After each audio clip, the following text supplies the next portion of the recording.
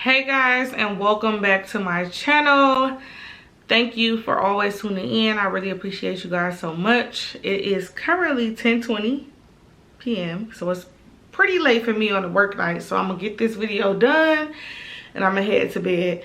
Got me some new pajamas. I got pajamas just for tonight because I feel like I want to come to you all like girl talk type of vibe, you know, just setting the mood. So I got my drink, Tito's and lemonade. I got it in a little Moscow Mule cup because I just feel like it was cute. Girl talk and pajama night. So if it's late at night for you, go ahead and grab you some wine or a drink, put your PJs on, and let's chat. Okay, so I made a little mental note of the things that I wanted to talk about in my notes. So if you see me looking down, I'm just literally looking at the notes. I came on to Instagram. I talked to people on TikTok and said, what do you want my next YouTube video to be about? And they all said relationships. The first topic on my bullet points is never settling. I remember a few years ago, maybe 5, 6, 7 years ago, I started blogging. So before vlogging was a thing or a popular thing, I always wanted to like have my own blog or whatever. And I remember naming my blog Single Before Settling.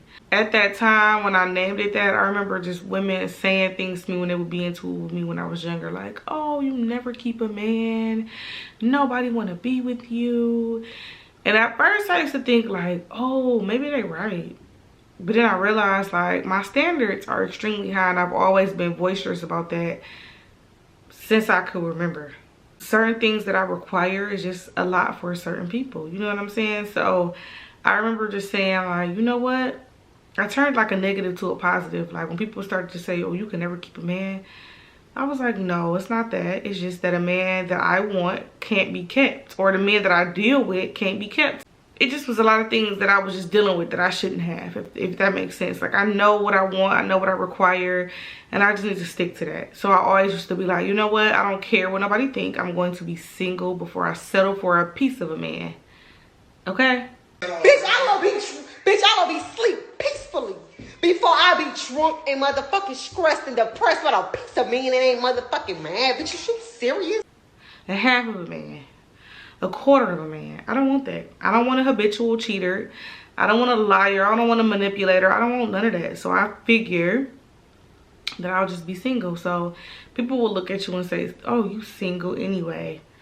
But it's like, okay, the person that's calling you out on being single, what are they actually dealing with a piece of a man, or they quarter of a man? You know what I'm saying? My whole point is like, I wish that you two can reach a level of being single before settling. That's really important to me. I don't care what you deal with in the time, you know, the time being, or during your healing journey. You may not be perfect. You may deal with people that you're not really fond of dealing with. But always keep first single before settling. You know me, you know, like I'm sitting in this apartment right now because single before settling. Because I could have settled, could have dealt, could have stayed, could have been. But I chose to pick me over settling. Some people are like, oh, you settle anyway, no matter what it looks like, you gonna settle in some type of way. And I do agree with that. I ain't gonna lie, I do agree that at some point in life you do settle. Everybody not gonna be perfect. You may settle for some things that you really don't like, but maybe he got everything else crossed off on this list. Okay, I have to recharge my battery. But the next subject was basically, somebody said like going back to a spouse, or going back to an ex, or going back to the person that you was just with, and maybe you took a break. I honestly feel like do what works for you. I'm so big on that. So whether it's, oh, should we split the bills 50-50? Oh, should my man pay for me and my friends going out to eat? Like, if my man working 9 to 5 and he not really making that much money, but he able to pay all the bills, and he ain't really got a lot of muscle room, or, you know what I'm saying, stuff to move around, then of course he may not pay for me and my friends when we go out to eat. But if my man is a rapper or influencer or whatever the case may be, of course he got the funds to take care of it. Like, come on now. Let's be fucking realistic. So my thoughts are on going back. I'm going to say this. If a man play with you, you got to ultimately show him that he cannot play with you. So let's say you do like, oh, I love my man, I love my man, I love my man, I'm not leaving him. Act like you are. I don't care if it takes you 3 months, 6 months. Even if you want to go back after 6 months. You better play the game that God gave you. Pack up. I know it's different for people with kids and other situations. Like, I'm not talking to you. But if you got the means to leave that nigga alone for a minute, please do. Because nothing is worse than letting a nigga play with you and you stay exactly right there while he played with you. At that point, he's going to understand and realize that he could do whatever the fuck he want to do, and he's going to continue to. So going back is not a problem to me. I just think there should be a time frame on going back. And then also, of course, that's situational. Everybody got their breaking point. So for you, your deal breaker may be cheating. If cheating is your deal breaker, then no, of course you're not going to go back.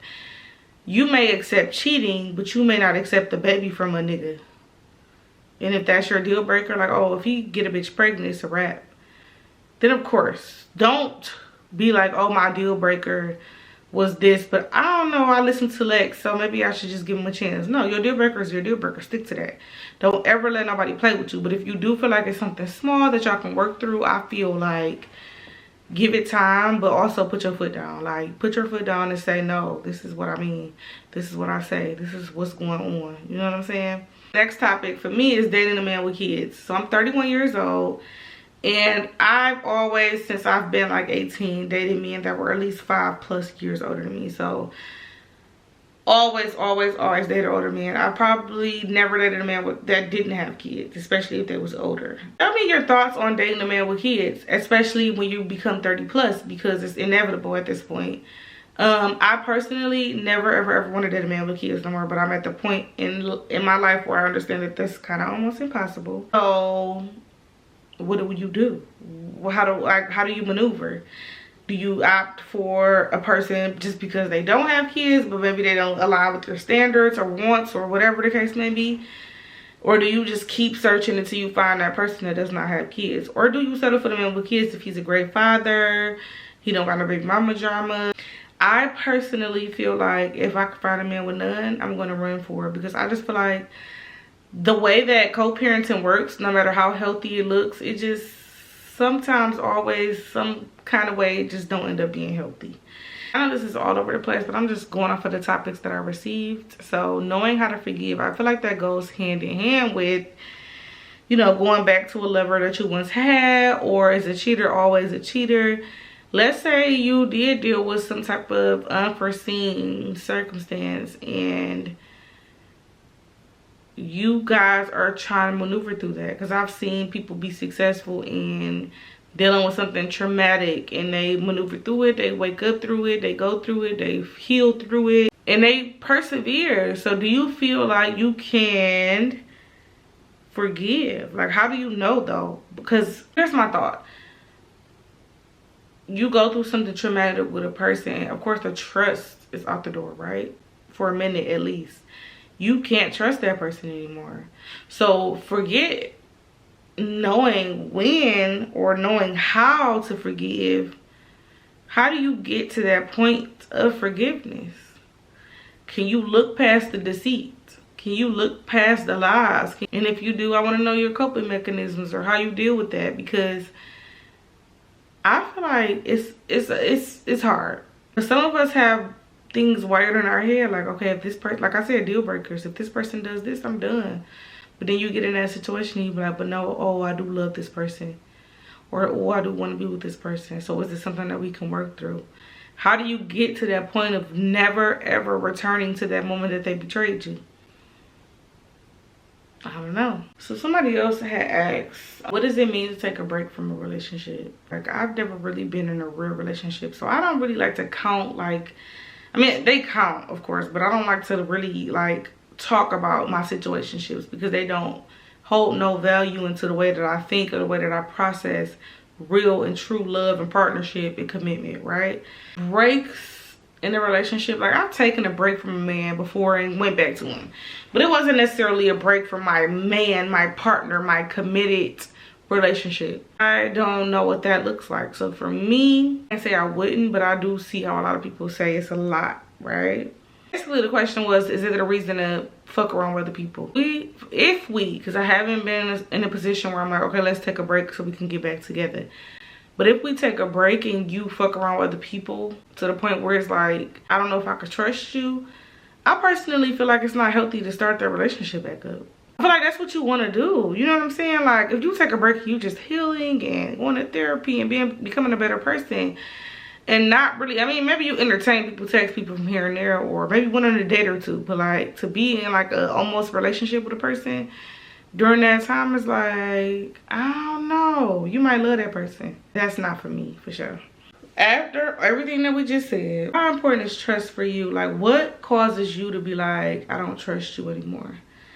I don't like this situation no more. I don't trust you. I don't want to be with you. Like, for me, trust is everything that you can give me in the world. If you give me your trust, or if I can trust you, we're going to do well. We're going to accomplish a lot of things in life. But when you start to make me feel like I can't trust you, it's like I don't think you're a loyal person ever. Like, I'm going to be trustworthy in every aspect of life, in relationships and friendships and business and everything. Like, you can trust me for everything that you're going to do. Once you start to betray me in the relationship, I'm looking at you sideways. Like, what else can I trust you about? What else are you lying about? And comment down below what you think trust means to you, and how does that make you feel? Self-awareness and owning your personality. I feel like self-awareness trumps everything that we talked about today.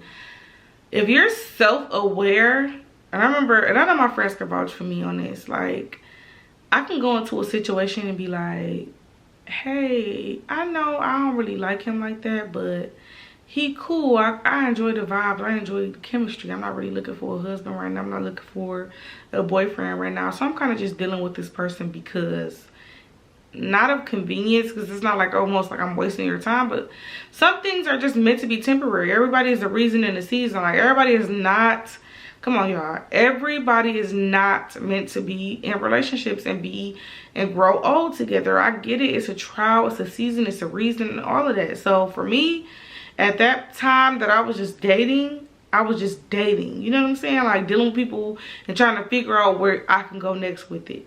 Self-awareness is just that. Like, I'm not delusional, I'm not naive, I'm not gullible, I'm not being manipulated. Like, if a man does something that I'm not really okay with, I can see right through it. Like, okay, yeah, nah, he probably not for me. Do you think being dumb and being self-aware are the same thing? I feel like I rambled a whole bunch. I'm gonna edit it and hopefully it makes sense when I do. I hope you enjoyed this video, little girl chat, girl talk type of thing. Like, comment, and subscribe. So drop a comment about anything that I just talked about. Like the video, make sure you subscribe to the channel, turn on your post notifications so that you can see every time that I post. And we will see you next time.